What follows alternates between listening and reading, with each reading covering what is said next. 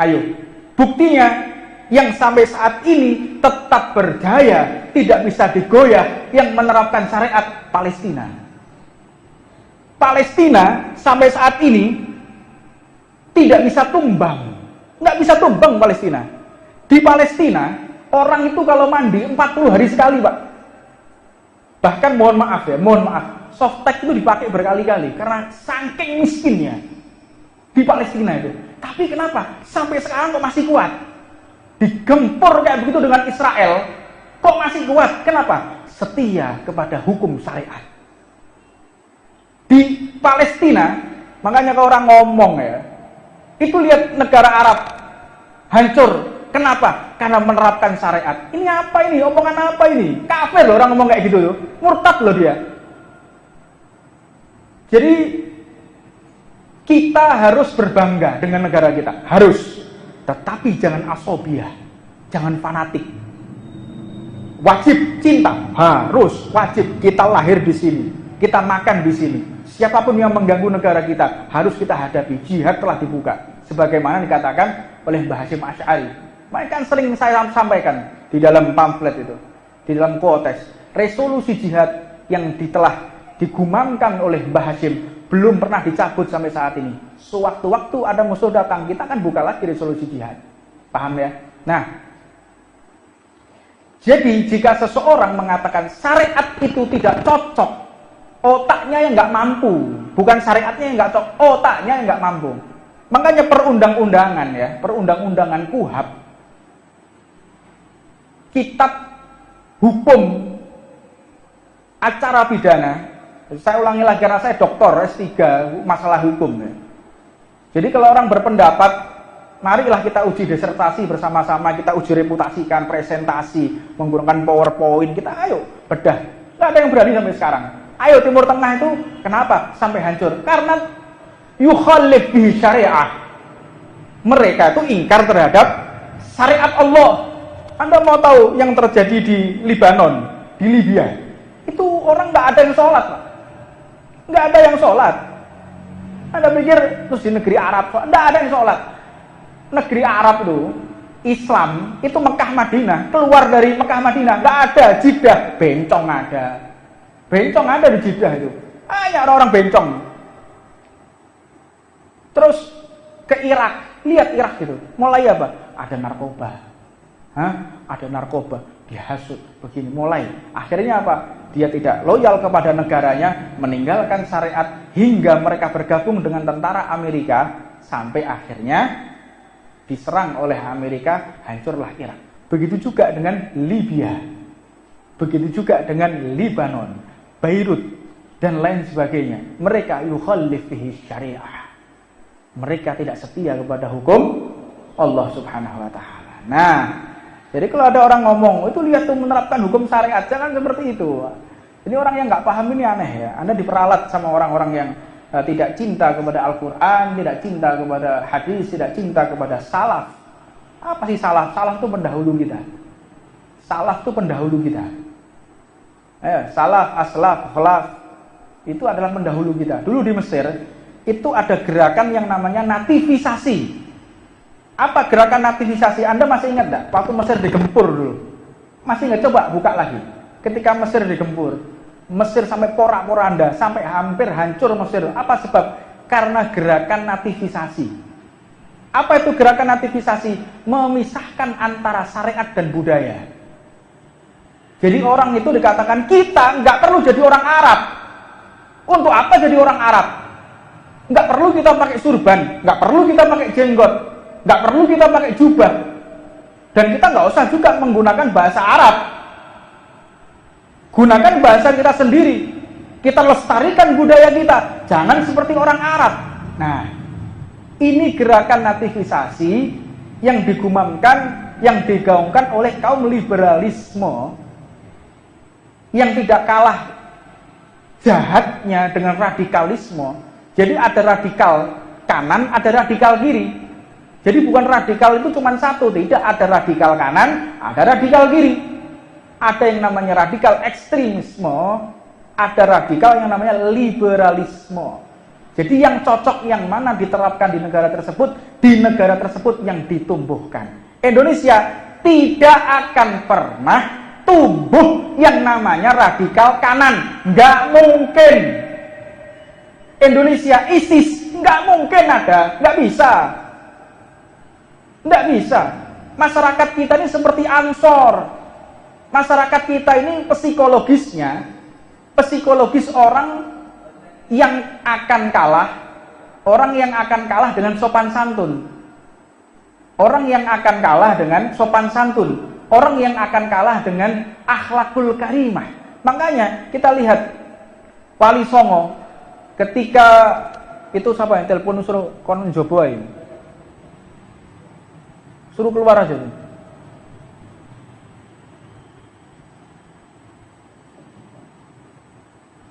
Jadi kalau kita melihat Wali Songo itu ketika dakwah di Indonesia, lihat, menggunakan pedang? Enggak. Menggunakan peluru, bom? Enggak. Karena daerah ini daerah subur akhlak, sopan, enggak pernah ngomong kotor, enggak pernah caci maki, enggak ada caci maki. Beda dengan daerah-daerah Eropa, Perancis, Spanyol, sana beda. Mereka uji reputasi. Kalau memang engkau utusan Allah, minum racun. Kalau memang engkau benar utusan Allah, ayo kita bertarung. Mereka kayak begitu. Kalau di sini enggak kayak begitu. Mereka itu ditantang. Mereka yang menyebarkan agama itu ditantang di sana. Ini lihat Khalid bin Walid. Kami ini lihat di dalam syarah kitab Latiful Haddad, lihat. Kita satu negara ini enggak perlu perang. Kalau memang kamu benar utusan Allah, enggak perlu perang. Minum racun yang kita buat. Makanya ada doa bismillahirrahmanirrahim la yadurru ma'asmi syai'un fil ardi wala fis samai wasabil alim. Itu dalilnya dari Khalid bin Walid yang diberi ijazah oleh Rasulullah ketika ingin berdakwah atau menyebarkan agama dengan cara meminum racun. Jadi Indonesia ini Wali Songo datang, itu yang Wali Songo ini Mbah Brohim, Ahmad Rahmatullah, Sayyidina Ahmad Rahmatullah, Sunan Giri, Sunan Gunung Jati, itu generasi keempat. Generasi ketiga Sayyidina Ibrahim Asmarawandi, Mbah Syekh Jalaluddin, itu generasi ketiga. Syekh Maulana Ishaq yang ada di sini, Mbah Betul Qadir, itu generasi ketiga. Nah, itu gurunya Sunan Bonang dalam tasawuf. Guru tasawuf Sunan Bonang itu Syekh Maulana Ishaq di Bejagung. Itu generasi ketiga. Nah, banyak generasi ketiga yang ada di Tuban ini. Ada generasi kedua, ada juga generasi yang pertama. Saya nggak akan berpanjang-panjang ke sana. Walhasil Indonesia ini ketika dikenalkan syariat, tidak ada satupun orang yang dibunuh. Tidak ada pertumpahan darah. Yang paling hebat, tidak ada satupun orang yang tersakiti hatinya. Subhanallah. Mengenalkan syariat, tidak ada orang yang tersinggung. Nggak ada yang tersakiti hatinya. Mereka dakwah dengan apa? Sopan, akhlak. Dan mereka Wali Songo ini, ketika masuk itu bukan orang-orang miskin, Pak. Bukan orang miskin yang cari swadaya, enggak. Mereka Mbah Brohim Sunan Bonang itu datang ke sini bawa 1,3 ton emas. Paham? 1,3 ton emas dibawa, naik kapal masuk ke Indonesia, jual beli sampai meninggal dalam keadaan hanya memiliki 2 helai kain. Mbah Brohim Sunan Bonang. Golek donya itu sebenarnya. Enggak ada mereka. Para pendakwah Dzurriyyatun Nabi yang masuk ke tempat ini itu orang-orang kaya, saudagar-saudagar kaya yang dibiayai, yang diuruni dengan orang-orang yang ada di Hadramut pada masa itu, saudagar-saudagar yang ada di Mekah yang saat ini dipegang oleh Wahabi. Dulu sebelum ada Wahabi namanya Raja Syarif Husain. Nah, Raja Syarif Husain itu bagaimana? Itu ada kisahnya sendiri sampai mereka dikhianati dan mereka akhirnya para habaib diusir. Para habaib itu diusir karena apa? Tidak mau berbaiat. Dan mereka ditawari Anda para cucu Nabi kalau mau tinggal di Mekah ketika setelah dikudeta oleh Wahabi, itu para dzurriyyah itu yang tinggal di sana ditawari, engkau mau tinggal di sini berbaiat kepada raja. Kalau tidak saya bunuh. Mereka ada yang milih dibunuh, ada yang milih mereka meninggalkan kota. Sebagian dari mereka memilih meninggalkan daerah tersebut. Daripada saya ingkar kepada Allah, daripada saya mendapatkan harta, ya, daripada saya mendapatkan kedudukan, kenyamanan, fasilitas, enggak, saya milih Allah dan Rasulullah. Mereka keluar dengan meninggalkan uang yang melimpah, dengan meninggalkan harta yang melimpah, tinggalkan mereka milih Allah dan Rasulullah. Itu yang sudah di depan mata, mereka tinggalkan. Lah masa mereka miskin ke Indonesia mau cari swadaya di sini? Pikir. Ya. Jadi jangan sekali-kali kita berpikir bahwa para ulama, para dzurriyyah yang datang ke tempat ini untuk mencari harta, tidak akan pernah. Mereka mencari harta. Enggak. Kalau di doktrin kita ini, para habaib ya, kita itu didoktrin lebih baik yang menjabat itu orang lain daripada diri kita. Kita nggak akan pernah menjabat sifatnya jabatan, nggak akan pernah. Makanya kita lihat kemarin Al-Habib Abdul Qadir Jailani bin Ahmad Al-Habsyi, beliau menceritakan kemarin yang ada di pondok, masih ada rekaman. Sopo nih, Roni gitu. Ada rekaman. Kita ini habaib jangan sampai ikut serta di dalam jabatan strategi yang namanya khilafah dzahiriyah. Ada namanya khilafah dzahiriyah, ada namanya khilafah batiniyah. Khilafah dzahiriyah itu apa? Presiden, gubernur, wakil gubernur, bupati, wali kota, itu khilafah dzahiriyah. Jangan kalian berebut di sini, tapi berebutlah khilafah batiniyah. Karena khilafah batiniyah, kutub, wali kutub 40 tahun yang megang wali di seluruh dunia Indonesia. Zamannya Al-Habib Abu Bakar bin Muhammad bin Umar As-Segaf Gresik, sampai mulai zamannya Habib Abdul Qadir bin Alwi, terus dipegang Al-Habib Muhammad bin Idris Al-Habsyi, dipegang Habib Muhammad bin Ahmad Al-Muhdhar, terus dipegang oleh Habib Abu Bakar. Jadi 40 tahun wali kutub yang mimpin wali seluruh dunia ada di Indonesia. 40 tahun. Sampai ahli tarikh itu mengatakan, gimana kita ini kalah sama orang Indonesia? Kedudukan tertinggi presiden para wali di seluruh dunia dipegang oleh Indonesia selama 40 tahun. Ini rekor dunia. Ulama-ulama yang ada di Indonesia ini bisa megang kutbiyah 40 tahun. Belum ada di sejarah dunia manapun. Jangan macam-macam sama orang Indonesia ya. Luar biasa, tanah yang penuh berkah ini. Nah, walhasil intinya bahwa ketika kita berbicara syariat, negara-negara Arab yang hancur, mereka yukhalif bihi syariah.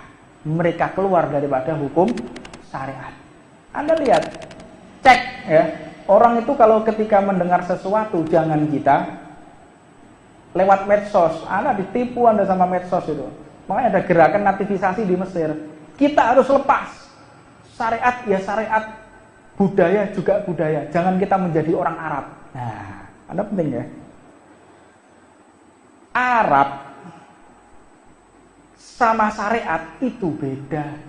Arab sama syariat itu beda. Ada jilbab zaman jahiliyah? Tidak ada. Ada jubah di zaman jahiliyah? Ada. Jubah mereka kelengsreh. Jadi panjang-panjangan jubah. Perempuan ada cadar? Ada. Tapi bukan hijab. Ada cadar, ada hijab.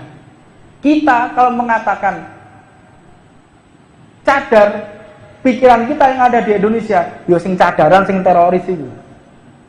Iku wong Arab lho, cadaran. Sing ngebom itu cadaran kabeh.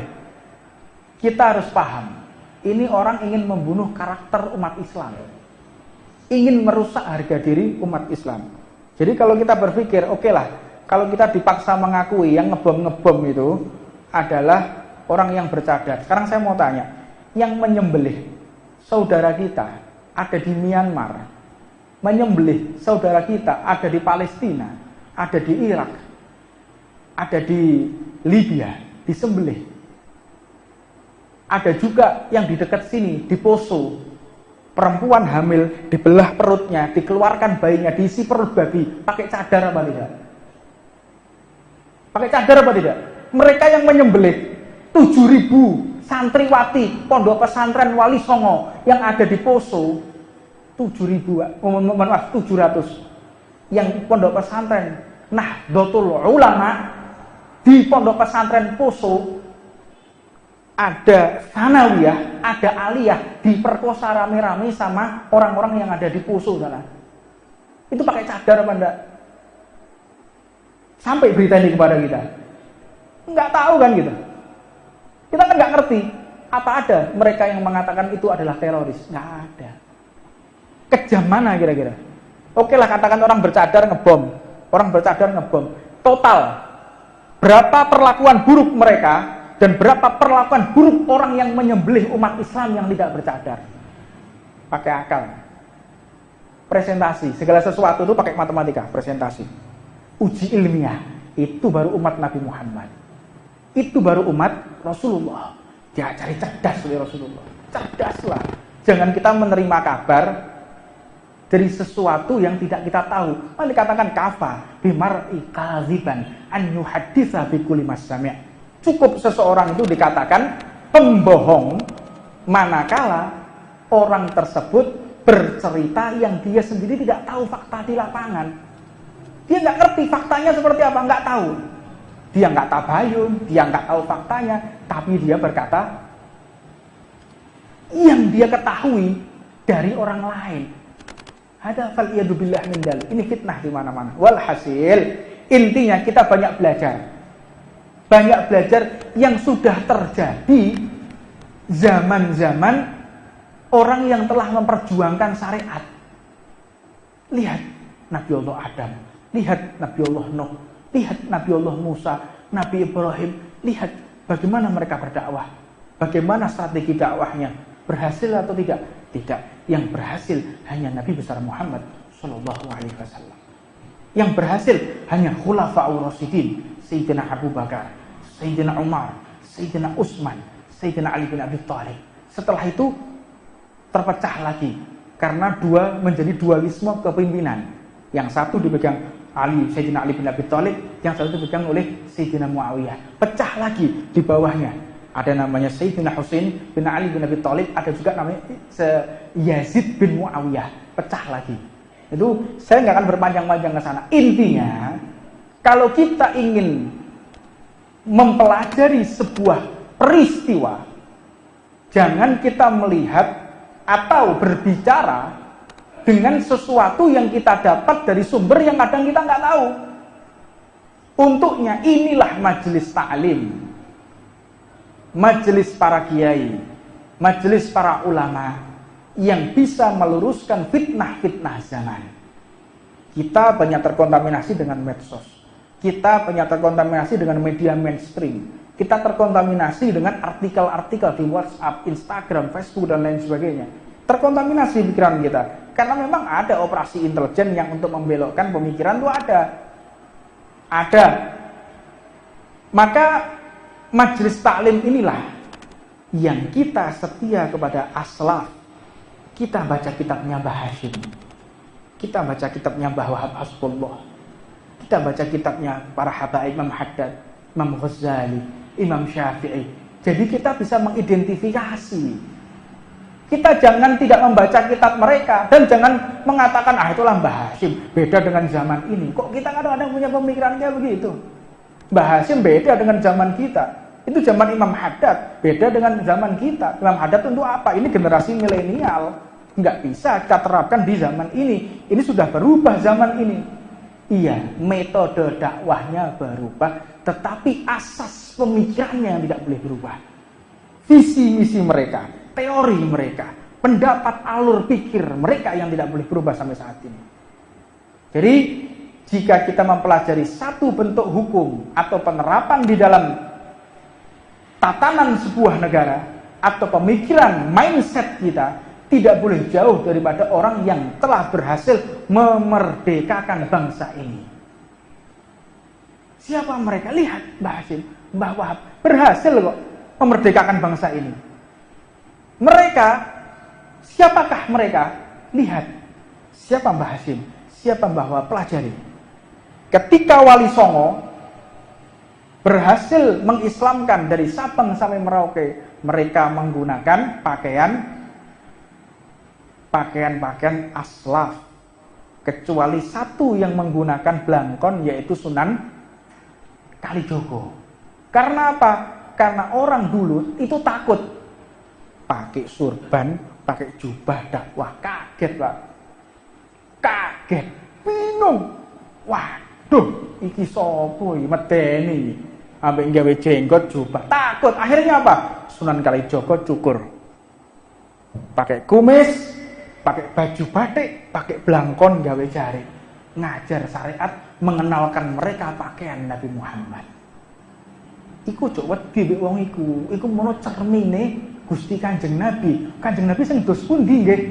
Kanjeng Nabi niku pakaiane ngeten menjelaskan, lek jelasno awake dhewe mbek jubahan, cintai saya karena jubah. Ini pakaian Rasulullah, enggak nyambung, Pak. Enggak nyambung. Paham ya? Jadi Sunan Kalijogo itu punya visi mengenalkan wong abangan supaya cinta kepada surban, cinta kepada jubah, cinta kepada syariat. Lah saiki gak nggih blangkon ngajari wong gak seneng ambek jubah. Gawe blangkon ngajari wong gak seneng ambek imamah. Lah gak mudeng ambek wong saiki. Paham maksudnya? Mana akal sehatnya itu di mana sekarang ini? Saya kepingin seperti Sunan Kalijogo, monggo. Dakwah kalian kepada orang-orang yang gak cinta kepada jubah, gak cinta kepada surban. Jadi Sunan Kalijogo membuat orang cinta kepada jubah. Iki gak perlu kita menjadi orang Arab. Kita punya budaya sendiri, belangkonan, ngenyek syariat. Paham ya? Jadi kalau mau jadi Sunan Kalijogo sing tenanan, ojo abu-abu. Pelajari Sunan Kalijogo itu sing piye to? Ada juga orang yang ingin menerapkan yang dipenggal siapa? Sunan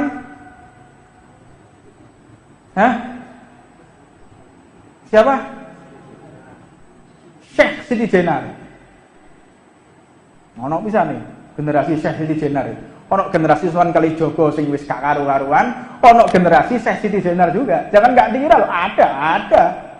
Jadi sembayangnya mbek eling tok. Syekh Siti Jenar itu sembayangnya mbek eling tok. Lapo sembayang? Sampean sapa? Aku Gusti Allah. Loh, sampean Gusti Allah? Yo, aku Gusti Allah. Lah terus lek awakmu Gusti Allah, aku sapa? Awakmu ya Gusti Allah. Loh. Terus watu iya apa? Watu iki ya Gusti Allah. Majdu. Apa majdu itu?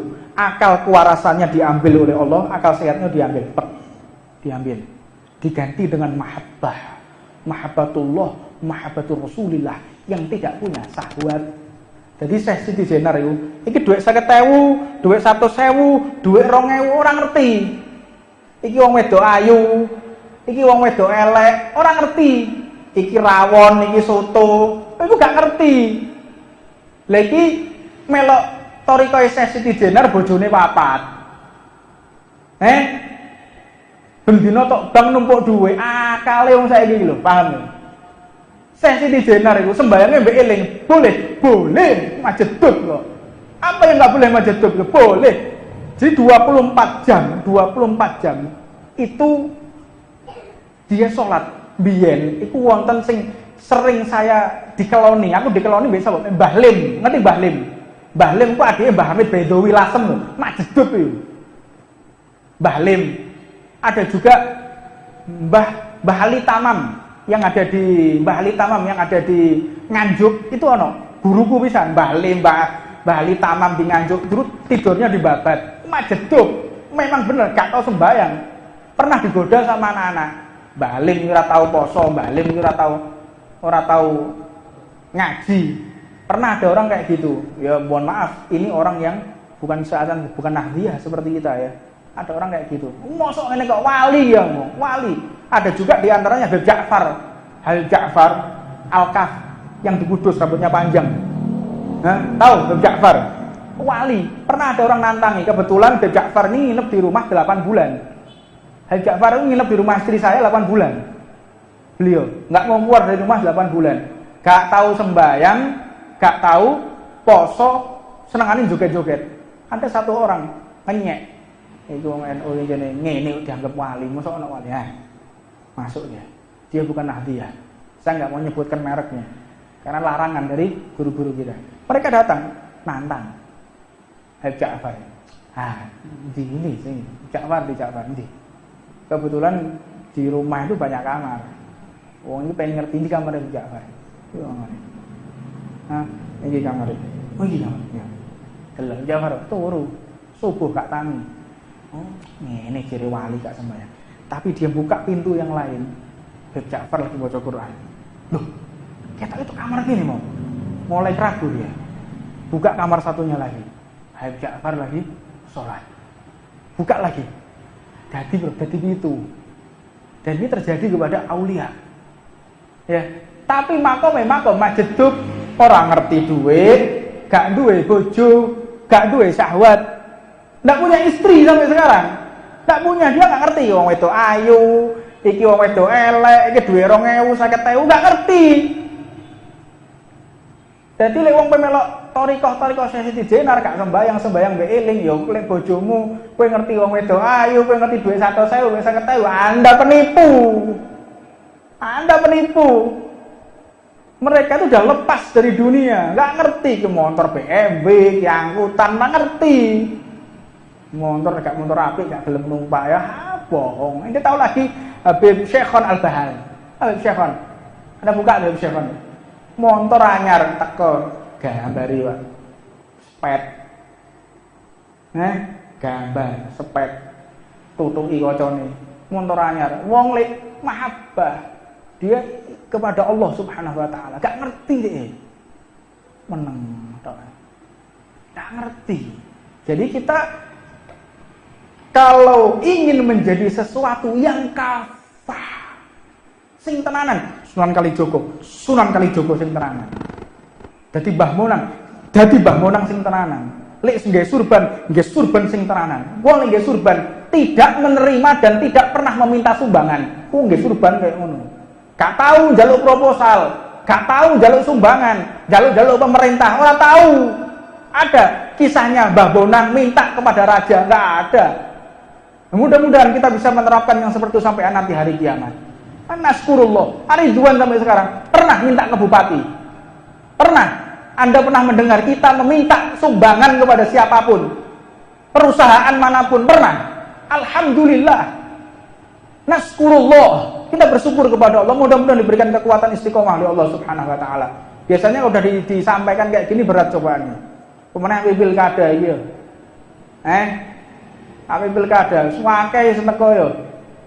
Mana laskar gimana nih? Wong teko nggo duit sak kresek ngendro ae tempat kita, Berapa aja orang datang ke tempat kita bawa uang 1 tas. Ini Bib buat Habib.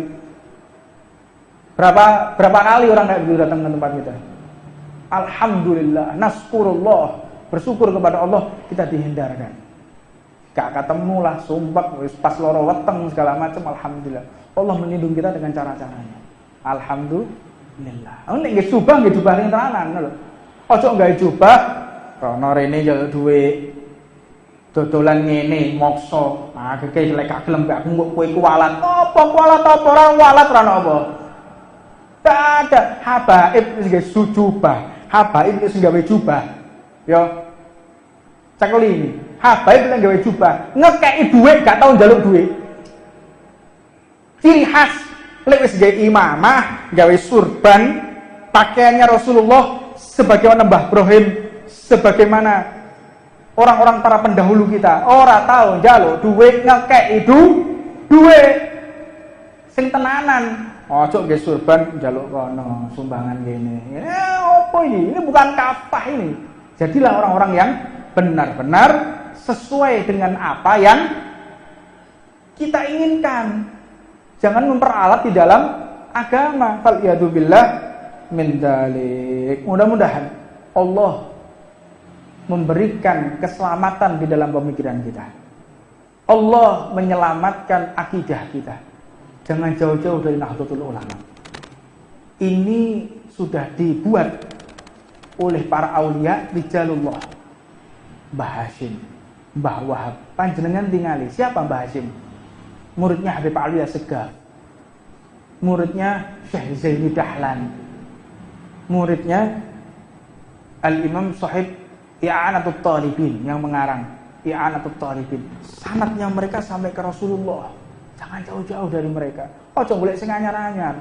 Kok delok ceramahe enak, videone apik, gak belerep. Ya toh. Jenggote dawa terus kok eloki. Yo.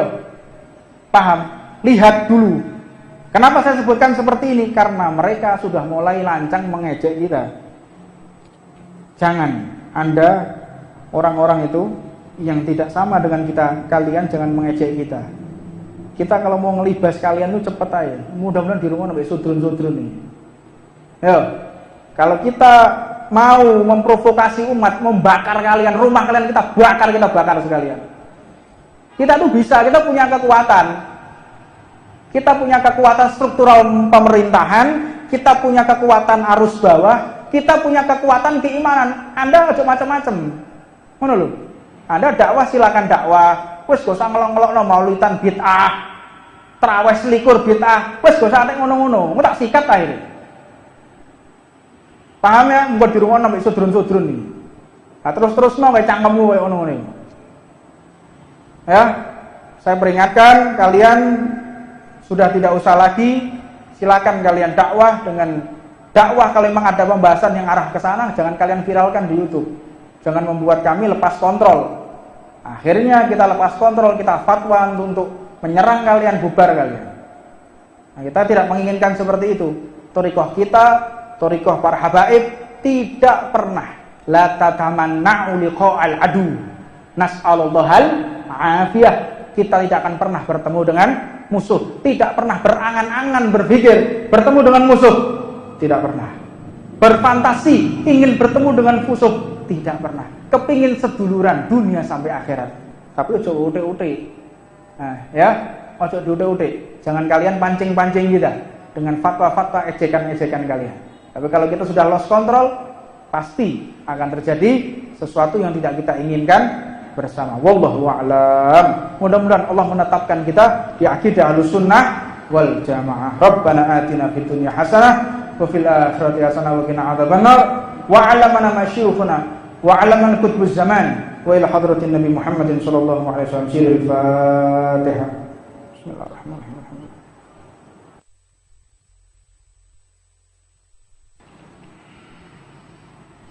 Bismillahirrahmanirrahim. Alhamdulillahi rabbil alamin wa bihi nasta'inu ala umuri dunya waddin.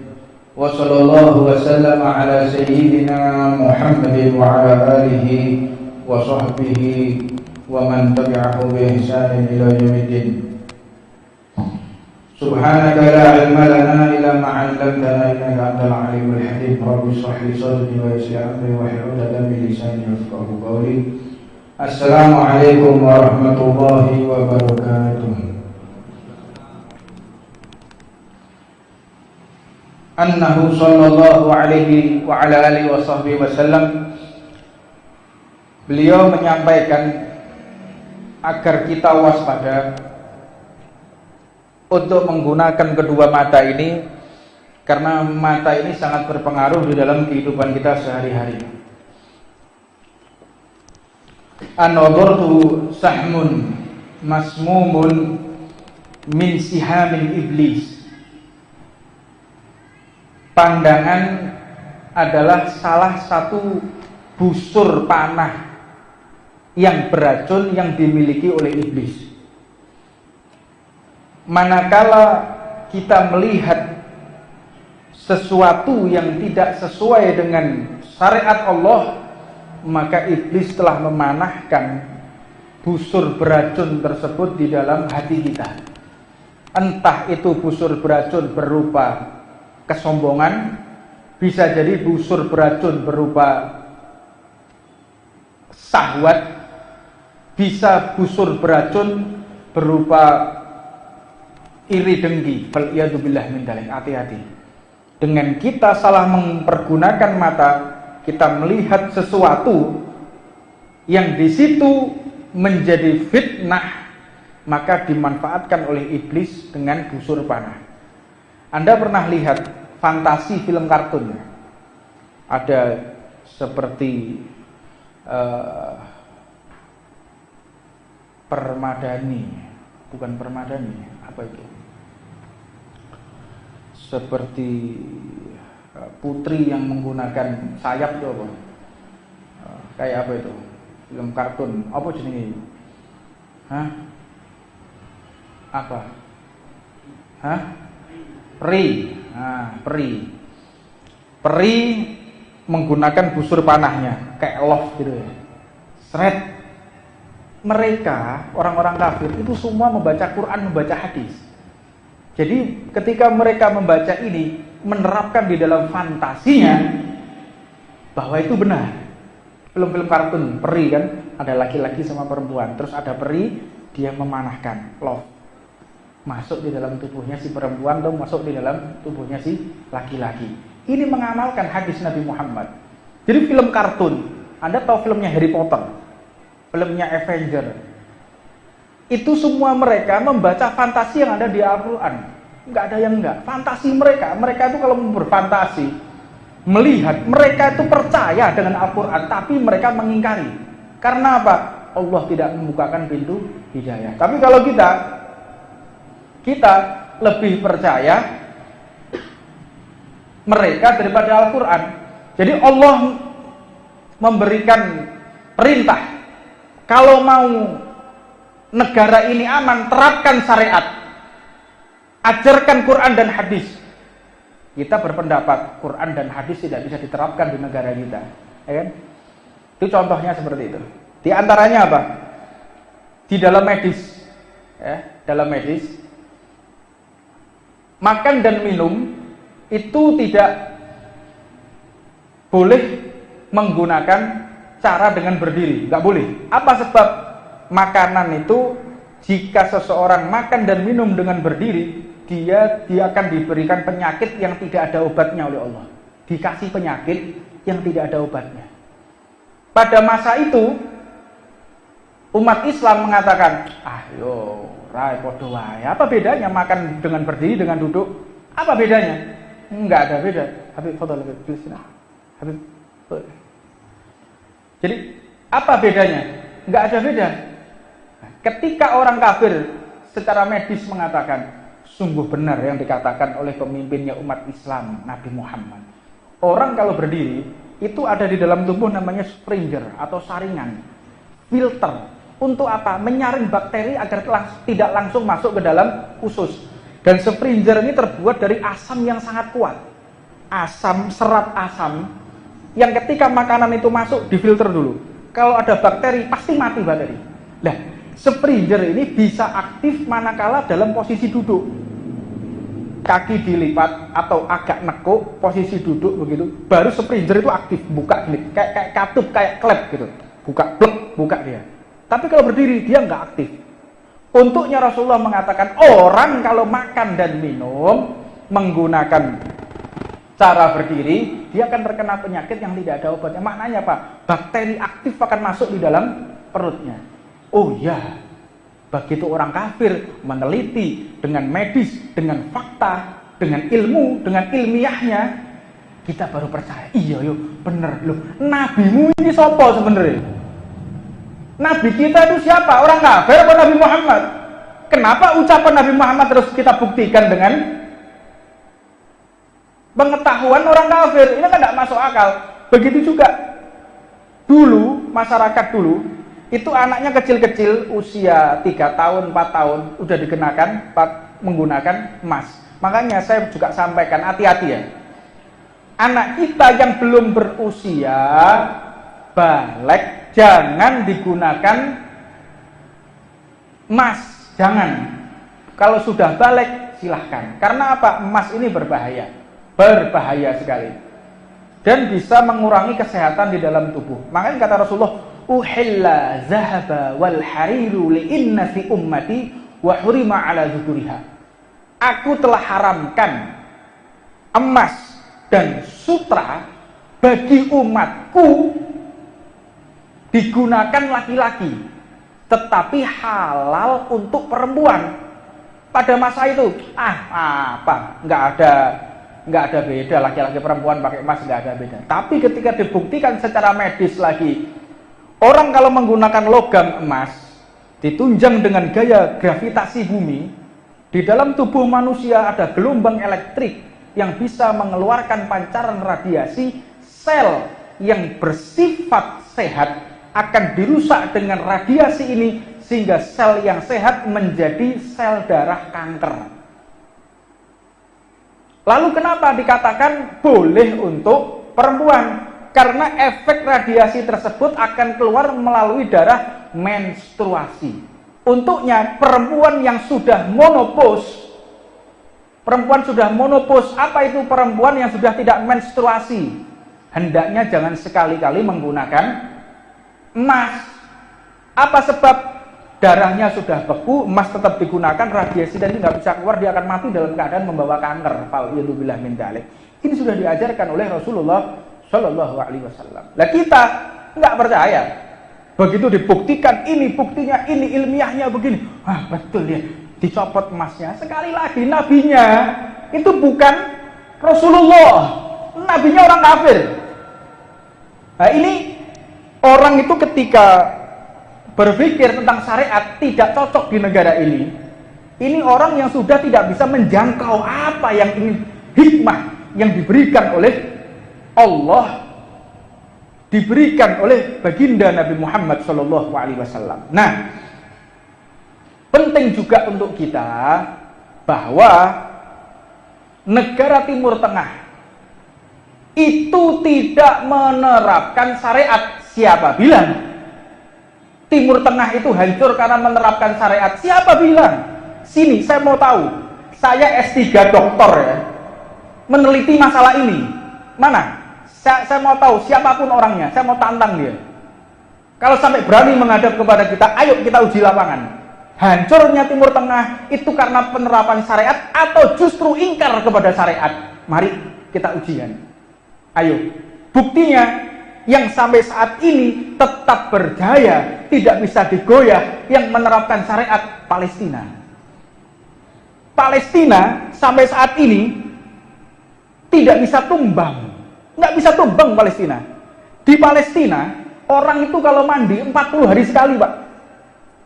Bahkan mohon maaf, softtek itu dipakai berkali-kali karena saking miskinnya di Palestina itu. Tapi kenapa? Sampai sekarang kok masih kuat? Digempur kayak begitu dengan Israel, kok masih kuat? Kenapa? Setia kepada hukum syariat. Di Palestina, makanya kalau orang ngomong ya, itu lihat negara Arab hancur. Kenapa? Karena menerapkan syariat. Ini apa ini? Omongan apa ini? Kafir loh orang ngomong kayak gitu loh. Murtad loh dia. Jadi kita harus berbangga dengan negara kita. Harus. Tetapi jangan asobiah. Jangan fanatik. Wajib cinta. Harus. Wajib. Kita lahir di sini. Kita makan di sini. Siapapun yang mengganggu negara kita harus kita hadapi. Jihad telah dibuka. Sebagaimana dikatakan oleh Mbah Hasyim Asy'ari. Mereka kan sering saya sampaikan di dalam pamflet itu, di dalam kotes. Resolusi jihad yang telah digumamkan oleh Mbah Hasyim belum pernah dicabut sampai saat ini. Sewaktu-waktu ada musuh datang, kita akan buka lagi resolusi jihad. Paham ya? Nah,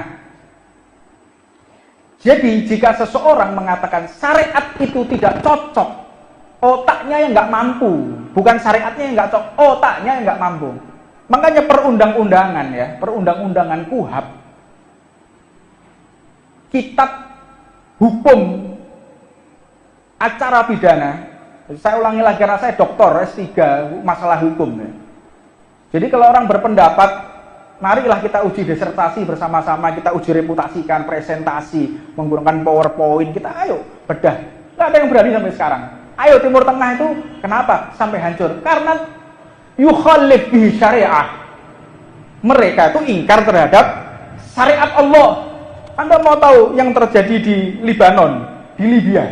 Itu orang nggak ada yang sholat, Pak. Nggak ada yang sholat. Anda pikir terus di negeri Arab, nggak ada yang sholat. Negeri Arab itu, Islam, itu Mekah Madinah. Keluar dari Mekah Madinah, nggak ada. Jeddah, bencong ada. Bencong ada di Jeddah itu. Hanya orang-orang bencong. Terus ke Irak, lihat Irak gitu. Mulai apa? Ada narkoba. Ada narkoba. dihasut, begini. Mulai akhirnya apa?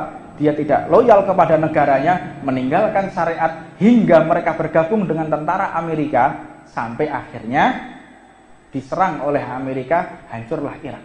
Begitu juga dengan Libya, begitu juga dengan Lebanon, Beirut dan lain sebagainya. Mereka yukhallif fihi syariah. Mereka tidak setia kepada hukum Allah Subhanahu wa taala. Nah, jadi kalau ada orang ngomong, itu lihat tuh menerapkan hukum syariat, jangan seperti itu. Ini orang yang nggak paham ini aneh ya. Anda diperalat sama orang-orang yang tidak cinta kepada Al-Quran, tidak cinta kepada hadis, tidak cinta kepada salaf. Apa sih salaf? Salaf itu pendahulu kita. Salaf itu pendahulu kita. Salaf, aslaf, khalaf itu adalah pendahulu kita. Dulu di Mesir itu ada gerakan yang namanya nativisasi. Apa gerakan nativisasi? Anda masih ingat enggak? Waktu Mesir digempur dulu. Masih ingat? Coba buka lagi. Ketika Mesir digempur, Mesir sampai porak-poranda, sampai hampir hancur Mesir. Apa sebab? Karena gerakan nativisasi. Apa itu gerakan nativisasi? Memisahkan antara syariat dan budaya. Jadi orang itu dikatakan, kita nggak perlu jadi orang Arab. Untuk apa jadi orang Arab? Nggak perlu kita pakai surban, nggak perlu kita pakai jenggot, nggak perlu kita pakai jubah, dan kita nggak usah juga menggunakan bahasa Arab. Gunakan bahasa kita sendiri, kita lestarikan budaya kita, jangan seperti orang Arab. Nah, ini gerakan nativisasi yang digumamkan, yang digaungkan oleh kaum liberalisme yang tidak kalah jahatnya dengan radikalisme. Jadi ada radikal kanan, ada radikal kiri. Jadi bukan radikal itu cuma satu, tidak, ada radikal kanan, ada radikal kiri. Ada yang namanya radikal ekstremisme, ada radikal yang namanya liberalisme. Jadi yang cocok yang mana diterapkan di negara tersebut yang ditumbuhkan. Indonesia tidak akan pernah tumbuh yang namanya radikal kanan, nggak mungkin. Indonesia ISIS nggak mungkin ada, nggak bisa. Masyarakat kita ini seperti Ansor. Masyarakat kita ini psikologis orang yang akan kalah dengan sopan santun. Orang yang akan kalah dengan sopan santun. Orang yang akan kalah dengan akhlakul karimah. Makanya kita lihat Wali Songo ketika itu siapa yang telepon suruh konon jobo ini. Suruh keluar aja.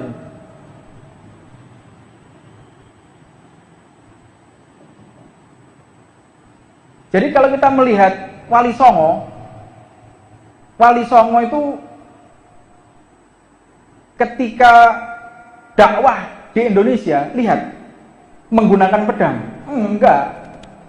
Menggunakan peluru, bom? Enggak. Karena daerah ini daerah subur akhlak, sopan, enggak pernah ngomong kotor, enggak pernah caci maki, enggak ada caci maki. Beda dengan daerah-daerah Eropa, Prancis, Spanyol, sana beda. Mereka uji reputasi. Kalau memang engkau utusan Allah, minum racun. Kalau memang engkau benar utusan Allah, ayo kita bertarung. Mereka kayak begitu. Kalau di sini enggak kayak begitu. Mereka itu ditantang. Mereka yang menyebarkan agama itu ditantang di sana. Lihat Khalid bin Walid. Kami ini, lihat di dalam syarah kitab Latiful Hajat, lihat. Kita satu negara ini enggak perlu perang. Kalau memang kamu benar utusan Allah, enggak perlu perang. Minum racun yang kita buat. Makanya ada doa Bismillahirrahmanirrahim. Ma'asmi sya'un fil ardi wala fis samai wa samiul alim. Itu dalilnya dari Khalid bin Walid yang diberi ijazah oleh Rasulullah ketika ingin berdakwah atau menyebarkan agama dengan cara meminum racun. Jadi Indonesia ini Wali Songo datang, itu yang Wali Songo ini Mbah Ibrahim, Ahmad Rahmatullah, Sayyidina Ahmad Rahmatullah, Sunan Giri, Sunan Gunung Jati, itu generasi keempat. Generasi ketiga Sayyidina Ibrahim Asmorokondi, Mbah Syekh Jalaluddin, itu generasi ketiga. Syekh Maulana Ishaq yang ada di sini, Mbah Betul Gadir, itu generasi ketiga. Nah, itu gurunya Sunan Bonang dalam tasawuf. Guru tasawuf Sunan Bonang itu Syekh Maulana Ishaq di Bejagung. Itu generasi ketiga. Nah, banyak generasi ketiga yang ada di Tuban ini. Ada generasi kedua, ada juga generasi yang pertama. Saya nggak akan berpanjang-panjang ke sana.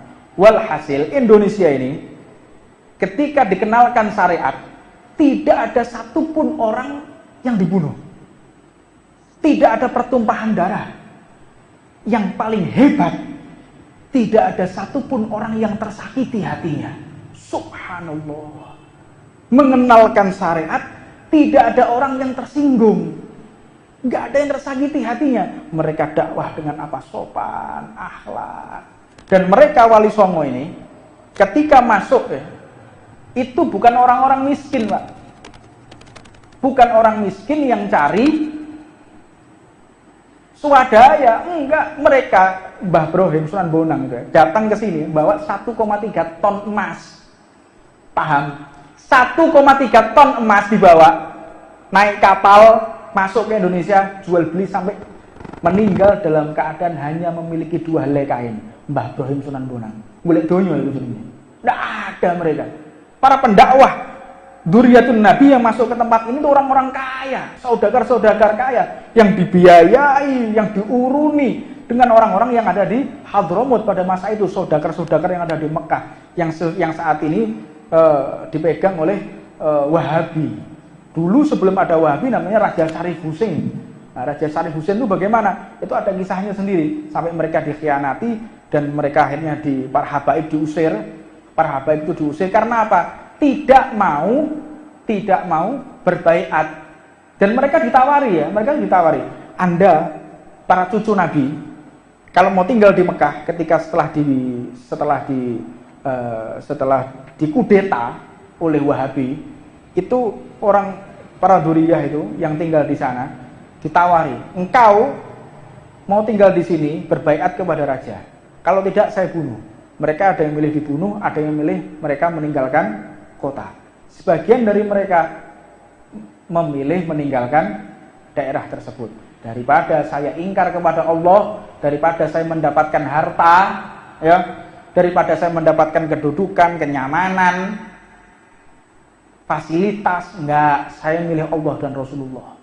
Mereka keluar dengan meninggalkan uang yang melimpah, dengan meninggalkan harta yang melimpah, tinggalkan mereka milih Allah dan Rasulullah. Itu yang sudah di depan mata, mereka tinggalkan. Lah masa mereka miskin ke Indonesia mau cari swadaya di sini? Pikir. Ya. Jadi jangan sekali-kali kita berpikir bahwa para ulama, para dzurriyyah yang datang ke tempat ini untuk mencari harta, tidak akan pernah. Mereka mencari harta. Enggak. Kalau di doktrin kita ini, para habaib ya, kita itu didoktrin lebih baik yang menjabat itu orang lain daripada diri kita. Kita nggak akan pernah menjabat sifatnya jabatan, nggak akan pernah. Makanya kita lihat kemarin Al-Habib Abdul Qadir Jailani bin Ahmad Al-Habsyi, beliau menceritakan kemarin yang ada di pondok, masih ada rekaman. Sopo sih? Roni. Ada rekaman. Kita ini habaib jangan sampai ikut serta di dalam jabatan strategi yang namanya khilafah dhahiriyah. Ada namanya khilafah dhahiriyah, ada namanya khilafah batiniyah. Khilafah dhahiriyah itu apa? Presiden, gubernur, wakil gubernur, bupati, wali kota, itu khilafah dhahiriyah. Jangan kalian berebut di sini, tapi berebutlah khilafah batiniyah. Karena khilafah batiniyah, kutub, wali kutub 40 tahun yang megang wali di seluruh dunia Indonesia.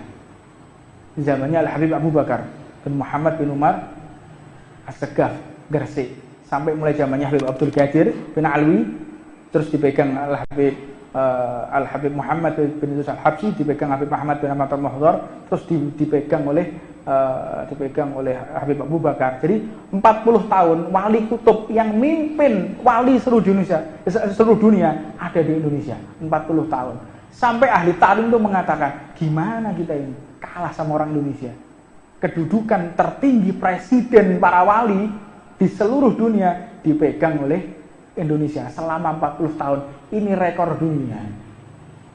Ulama-ulama yang ada di Indonesia ini bisa megang kutbiyah 40 tahun. Belum ada di sejarah dunia manapun.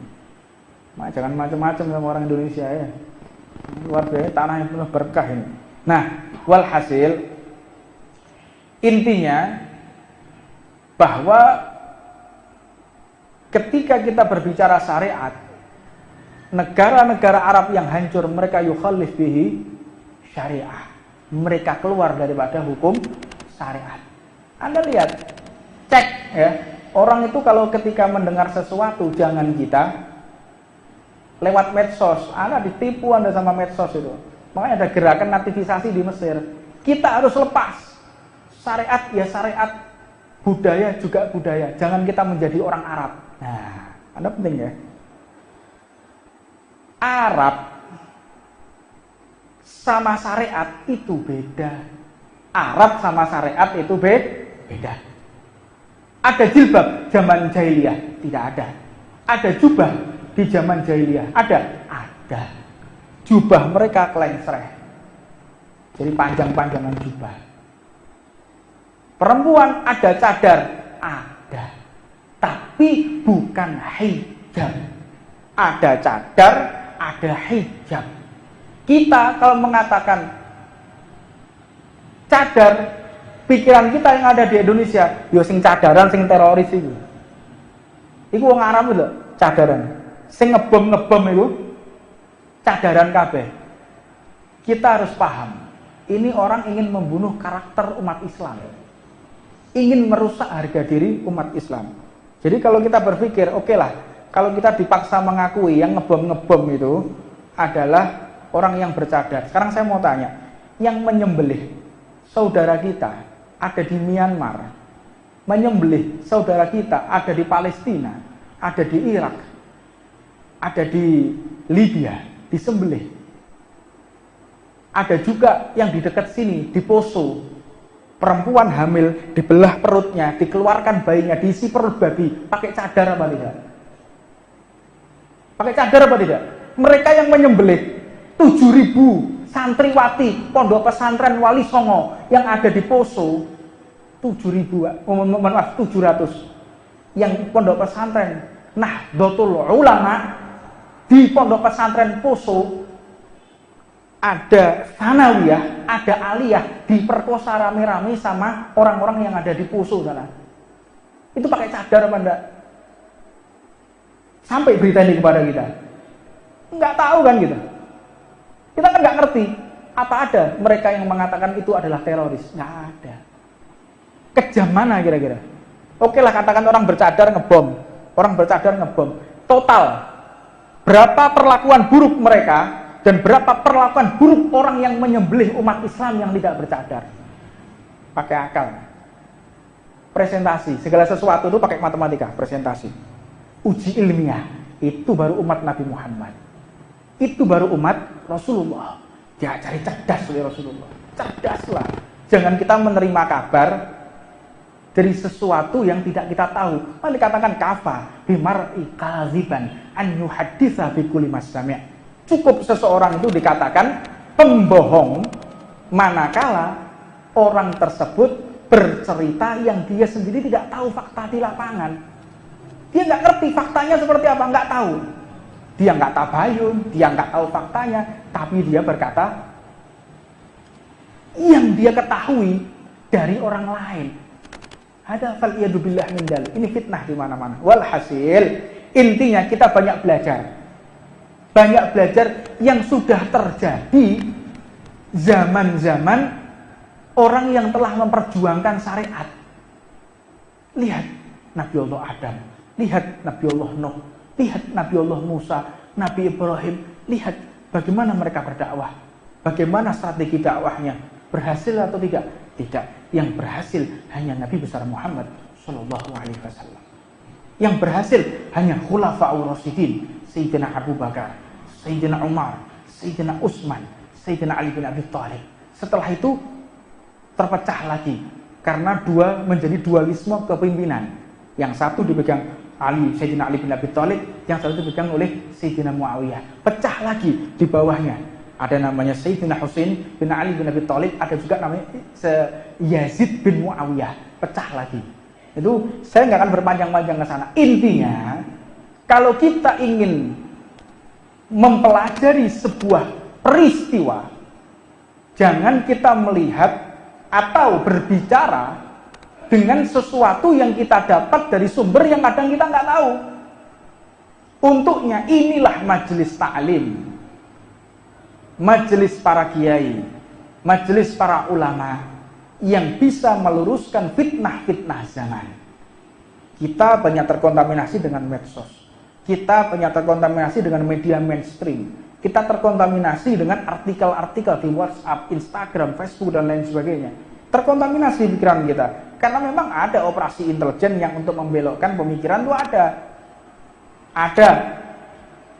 Maka majelis taklim inilah yang kita setia kepada aslaf. Kita baca kitabnya Mbah Hashim, kita baca kitabnya Mbah Wahab Hasbullah, kita baca kitabnya para habaib Imam Haddad, Imam Ghazali, Imam Syafi'i. Jadi kita bisa mengidentifikasi. Kita jangan tidak membaca kitab mereka dan jangan mengatakan itulah Mbah Hashim beda dengan zaman ini. Kok kita kadang-kadang punya pemikiran kayak begitu? Mbah Hashim beda dengan zaman kita. Itu zaman Imam Haddad beda dengan zaman kita. Imam Haddad tentu apa? Ini generasi milenial. Nggak bisa kita terapkan di zaman ini. Ini sudah berubah zaman ini. Iya, metode dakwahnya berubah, tetapi asas pemikirannya yang tidak boleh berubah. Visi misi mereka, teori mereka, pendapat alur pikir mereka yang tidak boleh berubah sampai saat ini. Jadi jika kita mempelajari satu bentuk hukum atau penerapan di dalam tatanan sebuah negara atau pemikiran mindset kita, tidak boleh jauh daripada orang yang telah berhasil memerdekakan bangsa ini. Siapa mereka? Lihat Mbah Hashim, Mbah Wahab berhasil kok memerdekakan bangsa ini. Mereka, siapakah mereka? Lihat, siapa Mbah Hashim, siapa Mbah Wahab, pelajari. Ketika Wali Songo berhasil mengislamkan dari Sabang sampai Merauke, mereka menggunakan pakaian aslaf, kecuali satu yang menggunakan blangkon, yaitu Sunan Kalijogo. Karena apa? Karena orang dulu itu takut pakai surban, pakai jubah dakwah. Kaget Pak, kaget, bingung. Waduh, iki sopo medeni ambek gawe jenggot jubah, takut. Akhirnya apa? Sunan Kalijogo cukur, pakai kumis, pakai baju batik, pakai blangkon gawe jari, ngajar syariat, mengenalkan mereka pakaian Nabi Muhammad. Iku cok wedi mbek wong iku mono cermine Gusti Kanjeng Nabi. Kanjeng Nabi sing dos pundi nggih? Kanjeng Nabi niku pakaiane ngeten, menjelaskan, lek jelasno awake dhewe mbek jubahan, cintai saya karena jubah. Ini pakaian Rasulullah, enggak nyambung, Pak. Enggak nyambung. Paham ya? Jadi Sunan Kalijogo itu punya visi mengenalkan wong abangan supaya cinta kepada surban, cinta kepada jubah, cinta kepada syariat. Lah saiki gak nggih blangkon ngajari wong gak seneng ambek jubah. Gawe blangkon ngajari wong gak seneng ambek imamah. Lah gak mudeng ambek wong saiki. Paham maksudnya? Mana akal sehatnya itu di mana sekarang ini? Saya kepingin seperti Sunan Kalijogo, monggo. Dakwah kalian kepada orang-orang yang nggak cinta kepada jubah, nggak cinta kepada surban. Jadi Sunan Kalijogo membuat orang cinta kepada jubah. Ini gak perlu kita menjadi orang Arab. Kita punya budaya sendiri, belangkonan, ngenyek syariat.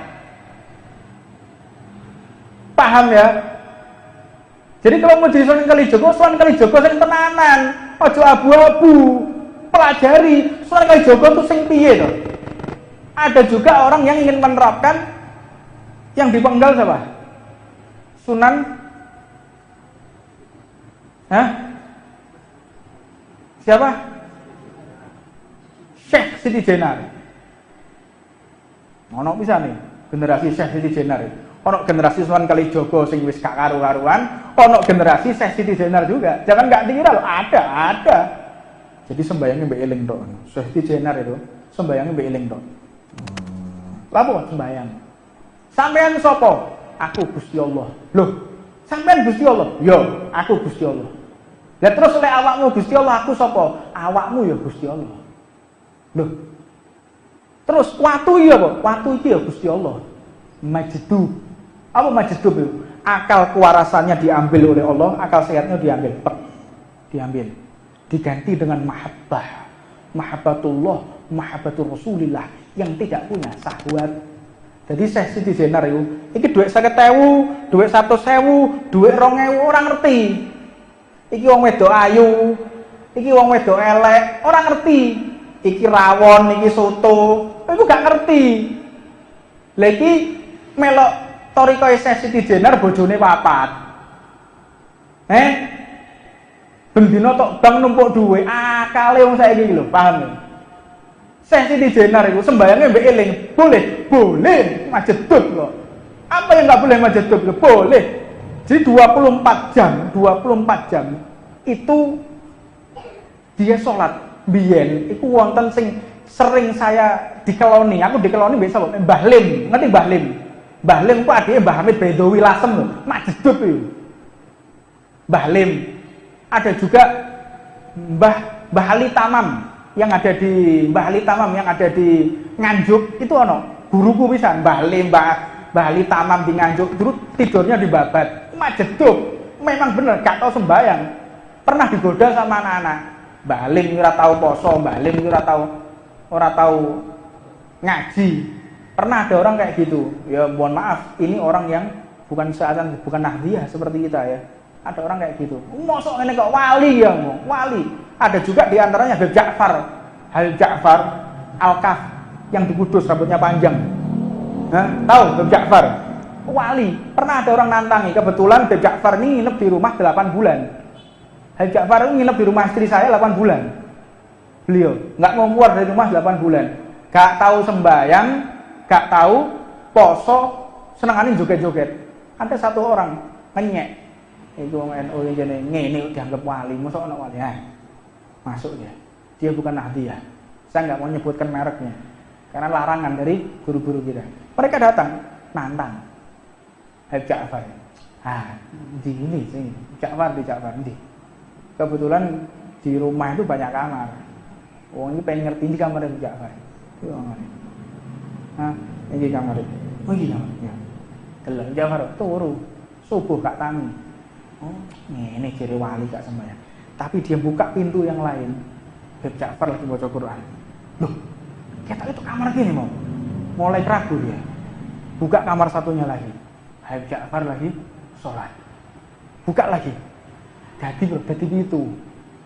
Dan ini terjadi kepada aulia.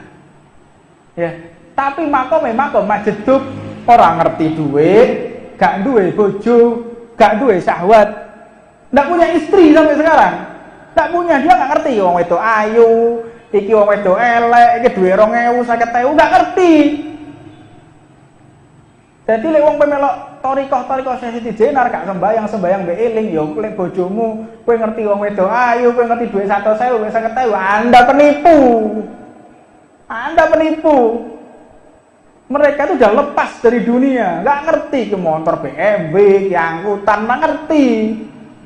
Motor api gak gelem numpak ya bohong. Ente tahu lagi Habib Syekhon Al-Bahal. Habib Syekhon. Ada buka Habib Syekhon. Motor anyar teko gambari Pak. Spet. Gambar spet. Tutuki kocone. Motor anyar. Wong lek mahabbah. Dia kepada Allah Subhanahu wa taala. Gak ngerti deh. Meneng tok. Gak ngerti. Jadi kita kalau ingin menjadi sesuatu yang kafah, sing tenanan, Sunan Kalijogo sing tenanan. Dadi Mbah Monang sing tenanan. Lek nggih surban sing tenanan. Wong nggih surban tidak menerima dan tidak pernah meminta sumbangan. Ku nggih surban kayak ngono. Gak tahu njaluk proposal, gak tahu njaluk sumbangan, njaluk pemerintah, ora tahu. Ada kisahnya Mbah Bonang minta kepada raja, enggak ada. Mudah-mudahan kita bisa menerapkan yang seperti itu sampai nanti hari kiamat. Naskurullah. Ridwan sampai sekarang pernah minta ke bupati. Pernah. Anda pernah mendengar kita meminta sumbangan kepada siapapun, perusahaan manapun, pernah? Alhamdulillah. Naskurullah. Kita bersyukur kepada Allah. Mudah-mudahan diberikan kekuatan istiqomah oleh Allah Subhanahu wa taala. Biasanya kalau udah disampaikan kayak gini berat cobaannya. Pemenang pilkada iki yo. Ape pilkada, suwake seneko yo. Mana laskar gimana nih? Wong teko nggo dhuwit sak kresek ngira ae tempat kita, Berapa aja orang datang ke tempat kita bawa uang 1 tas. Ini Bib buat Habib. Berapa kali orang kayak begitu datang ke tempat kita? Alhamdulillah, naskurullah, bersyukur kepada Allah kita dihindarkan. Gak ketemu lah, sumpah, pas loro weteng segala macam, alhamdulillah. Allah melindungi kita dengan cara-caranya. Alhamdulillah. Nek nggih jubah nggih jubah ning tenanan lho. Ojo gawe jubah rono rene njaluk dhuwit. Dodolan ngene moksa. Ah keke lek gak gelem gak kowe kualat. Apa kualat apa ora kualat ora apa. Tak ada habaib wis nggih sujubah. Habaib wis gawe jubah. Yo. Cekeli ini. Habaib lek gawe jubah, ngekeki dhuwit gak tau njaluk dhuwit. Ciri khas lek wis gawe imamah, gawe surban, pakaiannya Rasulullah sebagaimana Mbah Ibrahim, sebagaimana orang-orang para pendahulu kita, ora tahu njaluk dhuwit ngekeki dhuwit sing tenanan. Ojo nggih surban njaluk kono sumbangan kene. Opo ini? Ini bukan kafah ini. Jadilah orang-orang yang benar-benar sesuai dengan apa yang kita inginkan. Jangan memperalat di dalam agama. Faliyadzubillah min dzalik. Mudah-mudahan Allah memberikan keselamatan di dalam pemikiran kita. Allah menyelamatkan akidah kita. Jangan jauh-jauh dari Nahdlatul Ulama. Ini sudah dibuat oleh para aulia rijalullah. Mbah Hashim, Mbah Wahab, panjenengan tingali. Siapa Mbah Hashim? Muridnya Habib Ali Assegaf. Muridnya Syekh Zaini Dahlan. Muridnya Al-Imam Sahib I'anatul Talibin yang mengarang I'anatul Talibin. Sanadnya mereka sampai ke Rasulullah. Jangan jauh-jauh dari mereka. Ojo golek sing anyar-anyar. Kok delok ceramahe enak, videone apik, gak belerep. Ya to. Jenggote dawa terus kok eloki. Yo. Paham? Lihat dulu. Kenapa saya sebutkan seperti ini? Karena mereka sudah mulai lancang mengejek kita. Jangan Anda orang-orang itu yang tidak sama dengan kita, kalian jangan mengejek kita. Kita kalau mau ngelibas kalian itu cepet aja. Mudah-mudahan di rumah sampai sudrun-sudrun nih. Yo.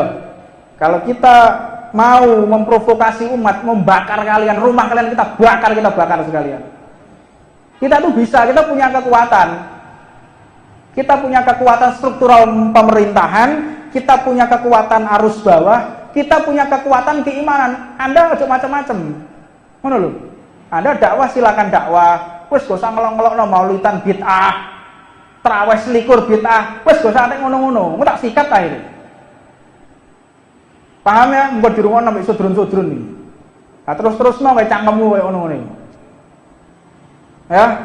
Saya peringatkan kalian sudah tidak usah lagi, silakan kalian dakwah dengan dakwah. Kalau memang ada pembahasan yang arah ke sana, jangan kalian viralkan di YouTube. Jangan membuat kami lepas kontrol. Akhirnya kita lepas kontrol, kita fatwa untuk menyerang kalian, bubar kalian. Nah, kita tidak menginginkan seperti itu. Thariqah kita, thariqah para habaib tidak pernah la tatamanna'u liqa'al adu. Nas'alullahal afiyah. Kita tidak akan pernah bertemu dengan musuh, tidak pernah berangan-angan berpikir bertemu dengan musuh, tidak pernah berfantasi ingin bertemu dengan musuh, tidak pernah kepingin seduluran dunia sampai akhirat. Tapi ojo utik-utik. Nah, ya, ojo utik-utik. Jangan kalian pancing-pancing kita dengan fatwa-fatwa ejekan-ejekan kalian. Tapi kalau kita sudah lost control, pasti akan terjadi sesuatu yang tidak kita inginkan bersama. Wallahu a'lam. Mudah-mudahan Allah menetapkan kita di akidah Ahlussunnah wal Jamaah. Rabbana atina fid dunya hasanah wa fil akhirati hasanah wa qina adzabannar. Wa 'allamana masyaykhuna wa 'allamana kutubuz zaman wa ila hadratin Nabi Muhammadin sallallahu alaihi wasallam. Al-Fatihah. Bismillahirrahmanirrahim.